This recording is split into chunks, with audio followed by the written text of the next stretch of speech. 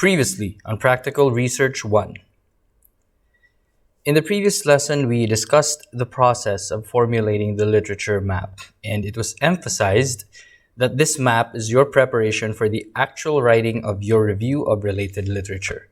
And based on our progress in your literature map in the previous lesson, I believe that we now have a sufficient foundation for your Chapter 2.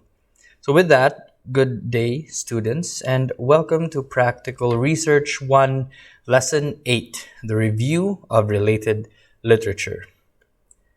For this lesson, we aim to reach the following objectives. First is to expand the literature map or the literature maps into the actual review of related literature. Second is to organize the related literature in a logical manner. And third is to incorporate related studies into your research. To do that, we are going to talk about the following things. First is the related literature. Second would be the steps in writing the related literature. Third, you have the related studies. And last but definitely not the least, I am going to give you certain tips and suggestions when writing the RRL. And with that, let's proceed to the first topic. We have the related literature. Now, in most cases, people regard the RRL as probably the most complicated chapter of your study. This is most likely because of the numerous things that you have to remember when preparing and writing and even evaluating this particular chapter. But to level off, the RRL or the review of related literature is there for you to deepen and broaden the concepts in your study. This is not just for the consumption of the researchers, but also for the readers to help them understand what is known about your topic. And you can do that with the use of studies, articles, or even statements coming from external sources and written by experts. And these materials are going to help you to make your readers understand just what it is that you are trying to express in your research. This is your way of giving out or doling out information to your readers. And because of that function, it is emphasized that writing the review of related literature is highly vital to your study because they will serve as your supporting evidences, your supporting statements when you do get your results. Therefore, we must take into account that when you are writing and preparing for the RRL, all of the important information that you plan on placing in the RRL are materials that you intend to use in the actual discussion of the results. In some cases, people simply place materials just to meet the page requirement. And that is counterproductive because we cannot have pieces in the RRL which cannot be utilized in the discussion. That would simply be a waste of ink. So we have to remember, if you plan on constructing an RRL, all of the materials placed in the RRL must be used in the discussion of the results. But how do we begin writing the actual review of related literature? Now, this is where your literature map comes in. We use that map or the outline of that map to come up with your RRL. So with that said, keep in mind that in the previous lesson, we have already constructed an outline for your literature map. And that is the same outline that we are going to use as a sample for this lesson. Okay, so from that list, we will compose the preliminary paragraphs for your RRL. And by preliminary, I mean just a snippet, a sample paragraph or a set of paragraphs to get you started. So this is your outline for the literature map, which we have come up in the previous lesson. As you can see, The dates are arranged in chronological order. We begin with Freud and Simpson from 2010, the Glossary of Education from 2014, and we have Sizer and Bingle-Bally, both written in 2016. So now we have a pretty good idea how the materials are going to be arranged. So what's step number 2? Well, step number 2 is we begin writing your paragraphs. And I immediately gave you a sample. Now, you have to keep in mind that the sample given here is just a taste of what is found in the actual chapter. This is just a portion of that actual text. So based from the literature map, we used characteristics of student-centered teaching as your first theme, your first key element. And we have identified 4 sources which you plan on using for your related literature. And this is the application of those 4 sources. They have been divided into 2 paragraphs. And as you can see in the sample, Freud and Simpson's statement came first. And then we have the Glossary of Education, followed by Bingle-Bally and Sizer. This is because Bingle-Bally is first when we mean alphabetically. But the 2 of them can be interchanged. We can have Sizer first, then Bingle-Bally next. Or, as the researchers wrote in this sample, we have Bingle-Bally first, and then Sizer came next.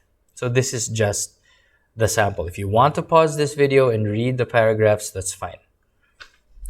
So take note, the sample found in the previous slide is only a portion of the actual related literature. In most cases, this is my personal take as part of my observations. One key element or theme is discussed at length, usually taking up to about 3 pages per key element. So if you will have the characteristics of student-centered teaching in this portion as your first theme, then the discussion of this theme must take up about 3 pages, or at least 3 pages, and not just 2 paragraphs. The reason why I only gave you 2 paragraphs here is because it's the only one that will fit in the slide. Next, this has been mentioned a while ago. If you can observe, the sequence of the related literature in the outline follows a chronological sequence and was applied in the writing of the actual paragraphs. 2010, 2014, and then the 2 sources written in 2016. Lastly, this one is a very common mistake among researchers, especially if you want to take the shortcut route. Okay? They just copy and paste whatever is in the original material and they place the citation thinking that that's a-okay. In my book, that's still plagiarism. So, as a word of warning, do not copy and paste from the original author. Instead, you paraphrase. Again, I cannot stress this enough. You paraphrase what was said. And because you need to paraphrase, this entails that you have to read and reread the original material. Get a feel for what the author is trying to say and understand the gist and the meat and the point that the author is trying to say in your sources, in your original text. Now, many of you will copy the statement and paste it in a paraphrasing tool. I say don't. Do not use paraphrasing tools.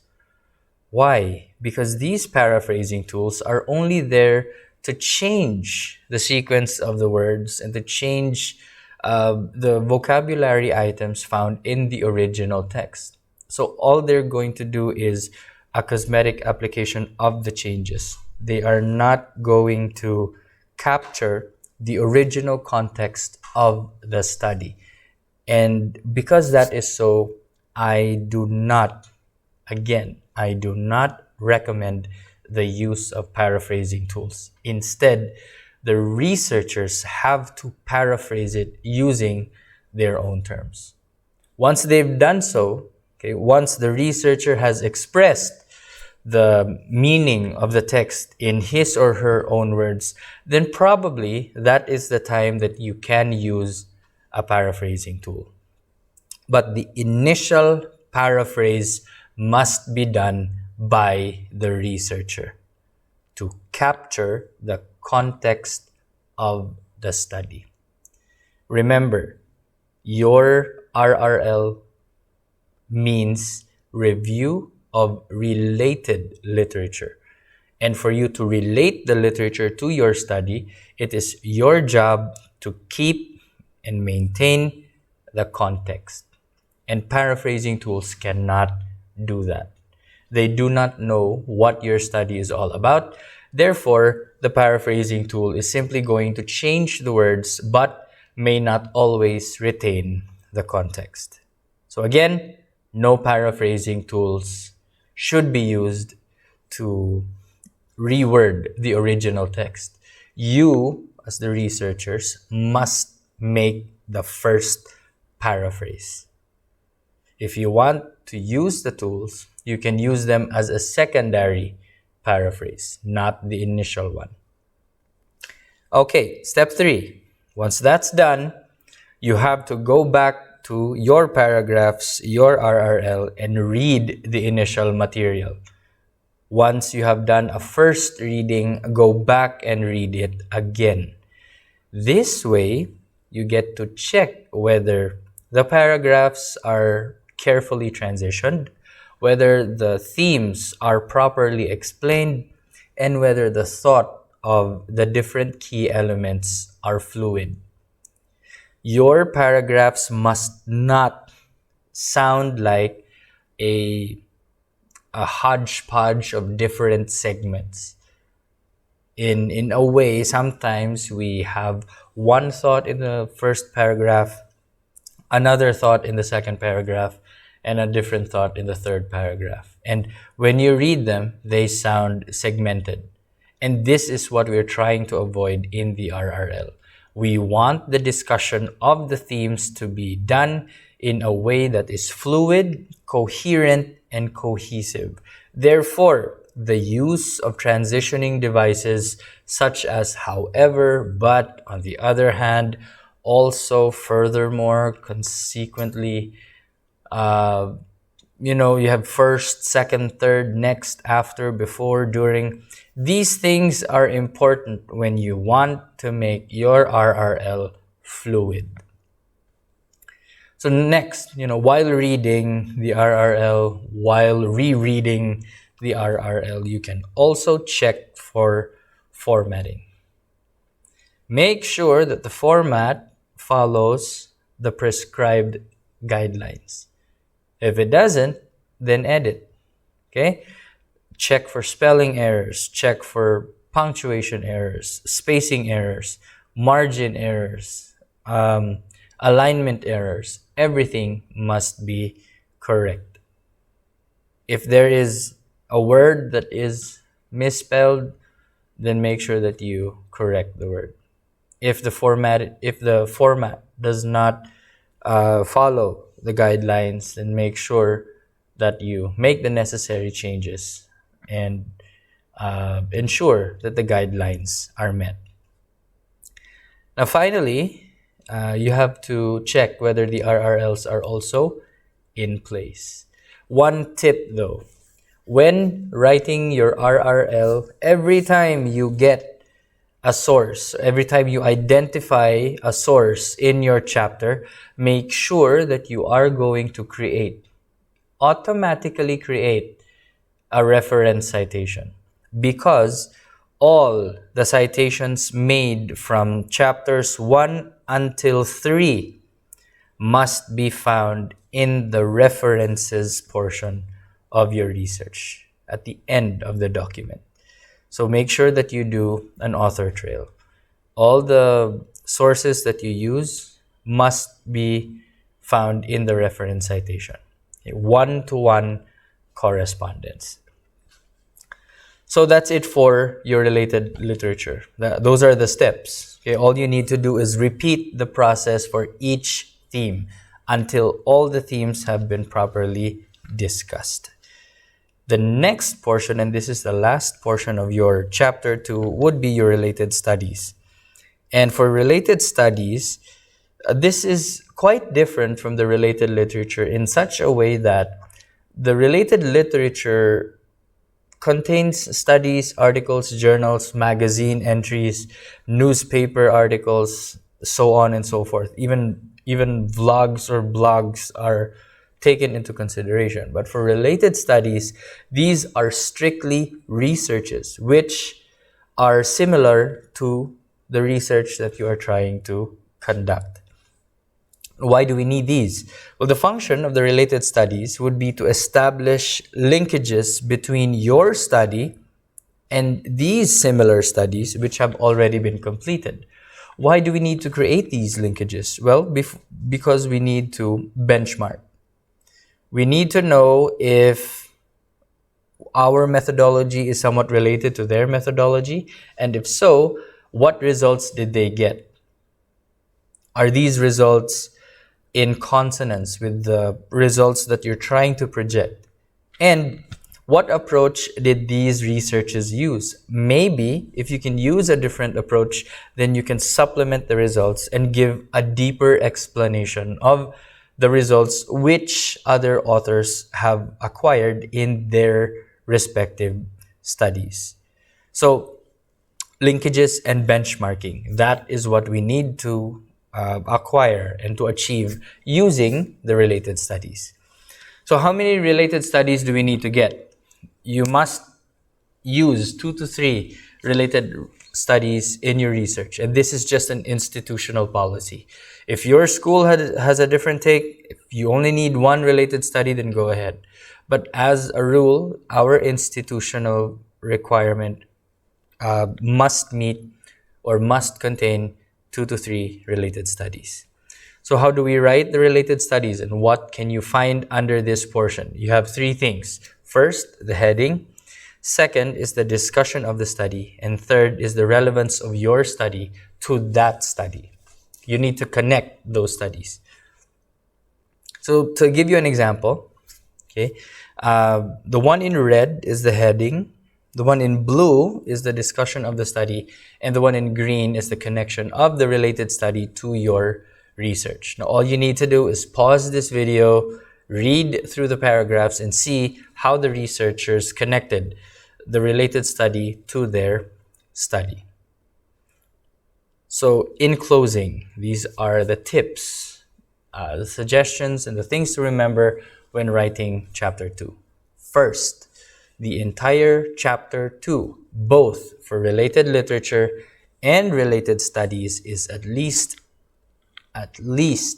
20 pages long. Which means you can't have 19 or 18. It has to be written in great detail and discussed at length.